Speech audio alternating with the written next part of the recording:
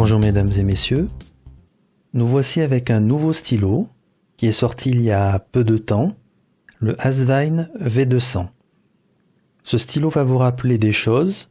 En effet, sur cette chaîne YouTube, j'ai fait il y a peu de temps la revue de deux stylos Asvine, le P30 et le P36.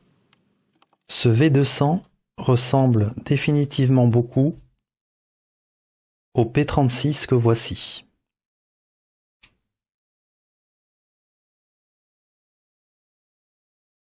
Belle ressemblance.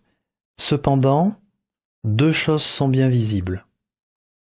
La première est bien entendu que le P36 a une forme de cigare, alors que le V200 a ses bouts plats. La deuxième autre chose, c'est que comme l'un s'appelle le P36, c'est un piston filler, et comme l'autre s'appelle V200, c'est un vacuum filler.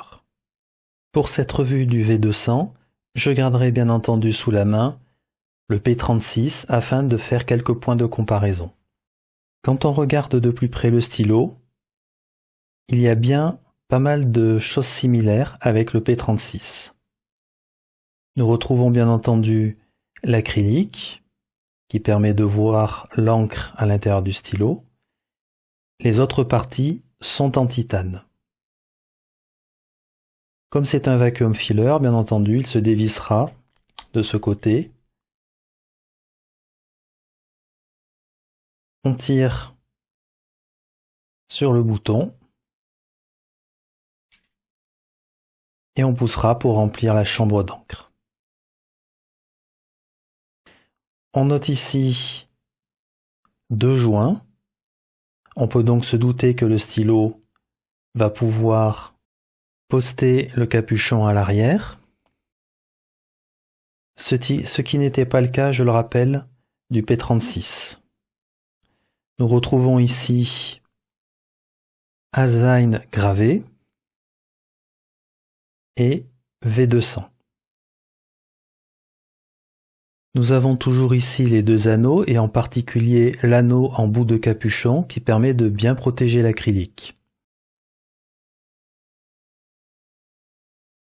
Le clip, très souple, il fonctionne très bien. C'était déjà le cas du côté du P36, même s'il est un tout petit peu plus dur.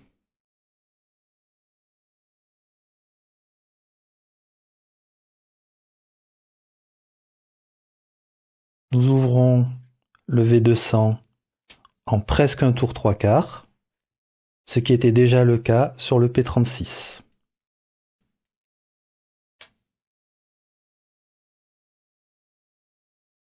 Pour rappel, sur le P36, on pouvait démonter le bout du stylo. C'est toujours le cas ici.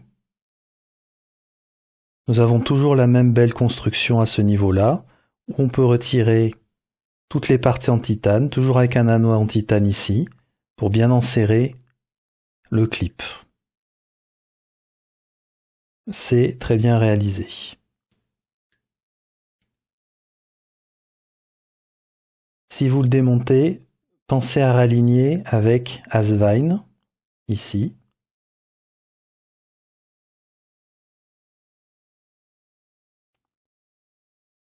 Avec l'écriture de Asvine à cet endroit-là.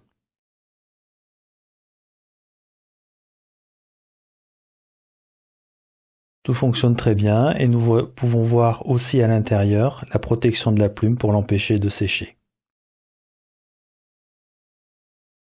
Petite comparaison rapide avec le capuchon du P36. Nous sommes bien sur des constructions identiques.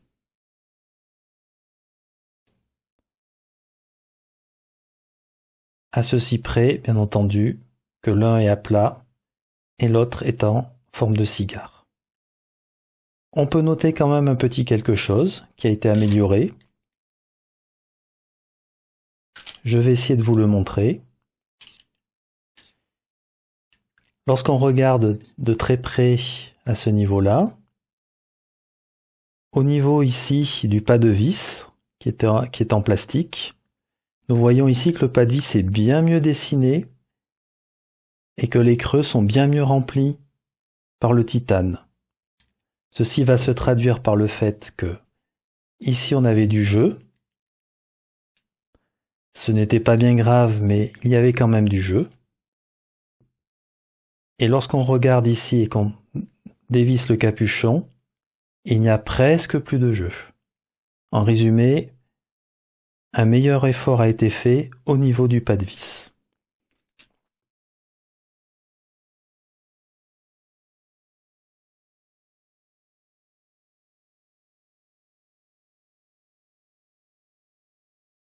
Nous pouvons dévisser à cet endroit-là comme presque tous les vacuum fillers. C'est très standard, nous avons le joint pour empêcher l'encre de s'écouler. Rien de spécial, on revisse du plastique sur du plastique. Il y a pas mal de tours à faire, ce qui est très bien pour empêcher l'encre de couler. Ceci indique que nous allons pouvoir poster le capuchon. Alors c'est très très dur de le poster, il faut vraiment y mettre un bon effort. Pour rappel, sur le P36, on ne pouvait pas réellement poster. Non seulement ça activait le piston, mais en plus, vous voyez la longueur, ça n'allait pas plus loin. Cependant, même si on peut poster à cet endroit-là, non seulement il faut forcer pour le poster, mais si on regarde de plus près, je vais essayer de vous montrer l'état des caoutchoucs.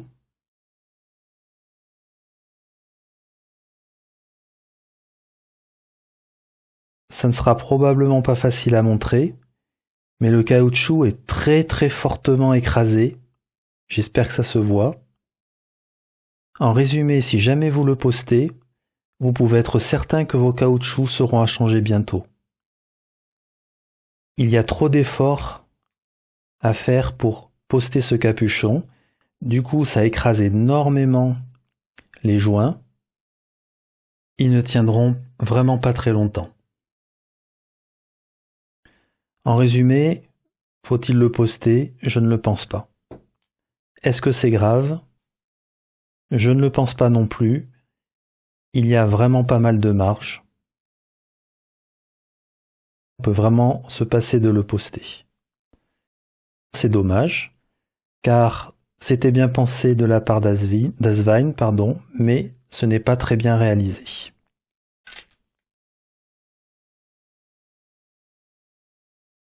C'est le moment de la pesée, P36 contre V200. Commençons par le poids total du V200, 38 grammes. Le poids total du P36, presque 31. Ça nous fait environ 7 à 8 grammes d'écart. Continuons par les capuchons. Presque 12. Et le P36, presque 12. Les capuchons sont donc quasi identiques en poids.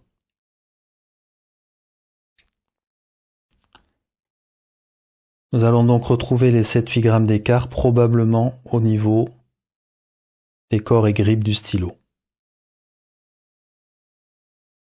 26 grammes approximativement pour le V200.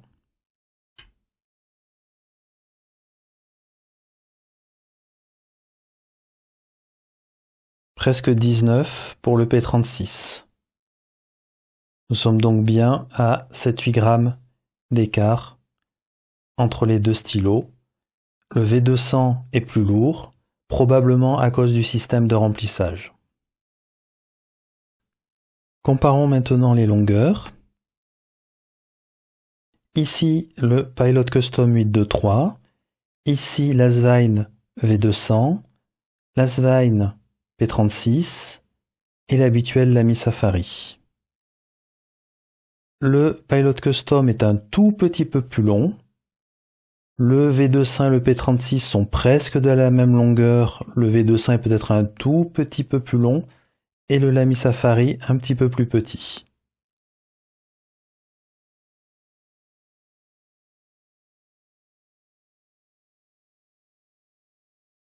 Le stylo le plus long est le V200. Derrière suit le Pilot Custom. Puis un tout petit peu après le P36, ou presque à égalité. Et le Lamy Safari un tout petit peu derrière.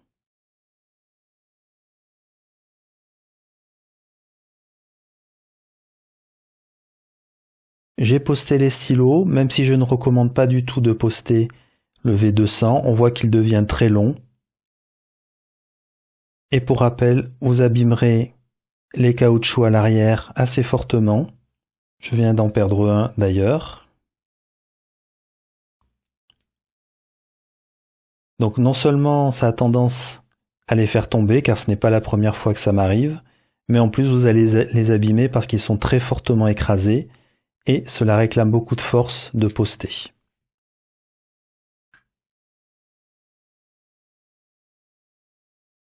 Je prends un petit instant pour montrer les grippes.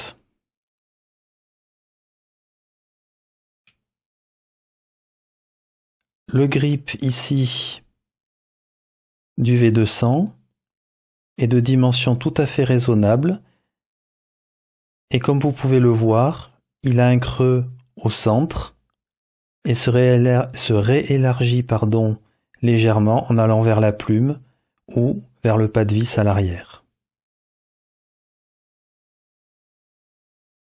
Et lorsqu'on le compare avec le P36, les deux grips sont assez similaires. La Diamine Walnut est une encre de Linkvent 2023 de Diamine, et cette encre avait déjà servi au test d'écriture de l'Asvine P36. Nous allons donc la réutiliser pour l'Asvine V200.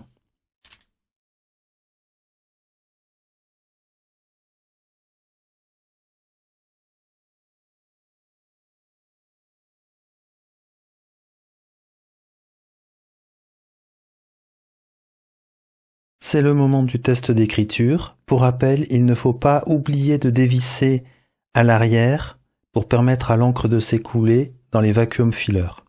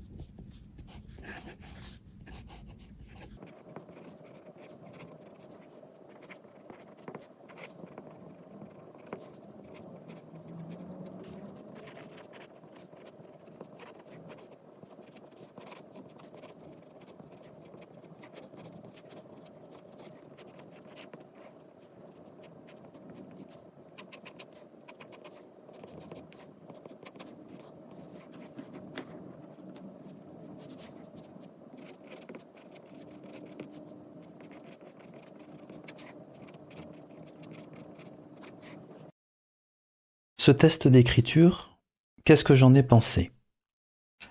Pour commencer, le stylo est très confortable. Alors, certes, un peu plus lourd et ça se sent que le P36, mais le grip est toujours aussi confortable comme sur le P36.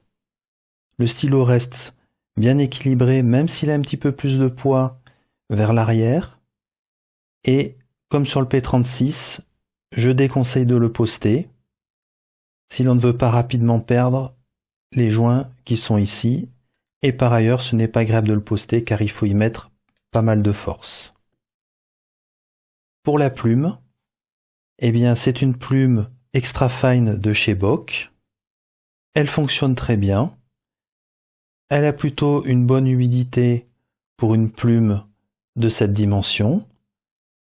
Et du côté de l'écriture, c'est très plaisant. Bien entendu, il y a pas mal de feedback, comme toujours lorsqu'on diminue en taille au niveau des plumes, mais c'est vraiment une plume avec laquelle il est très agréable d'écrire. Juste un petit point de détail que j'avais oublié. Le stylo est livré avec la clé Asvine qui permet de démonter la partie arrière du vacuum filler.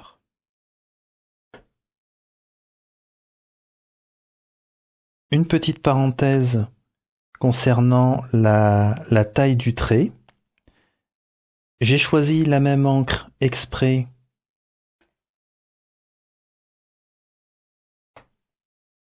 avec le précédent essai du P36. Alors pour rappel, le P36 qui est ici était une plume Bock de dimension F. Vous pouvez donc voir ici par comparaison la dimension F d'une plume Bock et la dimension EF de cette même plume Bock. On voit donc que c'est à la fois moins épais et aussi, bien entendu, il y a moins d'encre, donc la couleur de l'encre s'est éclaircie.